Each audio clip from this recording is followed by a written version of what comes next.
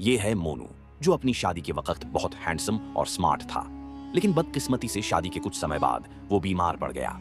उसकी तबीयत इतनी खराब हुई कि उसका शरीर कमजोर और दुबला हो गया। धीरे धीरे मोनू को यह महसूस होने लगा कि उसकी बीवी अब उतना प्यार नहीं करती जितना पहले करती थी। उसने सोचा कि शायद एक ट्रिप प्लान करें, बीवी और बच्चे को घुमाने ले जाए, थोड़ा वक्त साथ बिताएं, जिससे सब कुछ पहले जैसा हो जाए। लेकिन उसकी बीवी, जो थोड़ी मोटी और बहुत चालाक थी, उसने एक गंदी चाल चली। उसने मोनू को एक गहरी खाई में धक्का दे दिया। वो बहुत खुश थी कि अब मोनू हमेशा के लिए उसके रास्ते से हट गया। लेकिन तभी नीचे गिरा हुआ मोनू एक जादुई झेबरा की नजर में आ गया। उस झेबरा ने मोनू को अपनी पीठ पर बैठाया और अपने जादुई घर ले गया। मोनू ने वहां नई जिंदगी शुरू की। वो झेबरा के लिए टेस्टी खाना बनाता, उसे जादुई जूस पिलाता, खुद भी एक्सरसाइज करने लगा, डंबल्स उठाए, पुशअप्स लगाए, योगा किया, बॉक्सिंग की, रनिंग की। कुछ ही हफ्तों में मोनू एकदम फिट और स्मार्ट बन गया।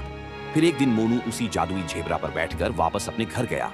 उसने अपनी बीवी को कोर्ट में पेश किया।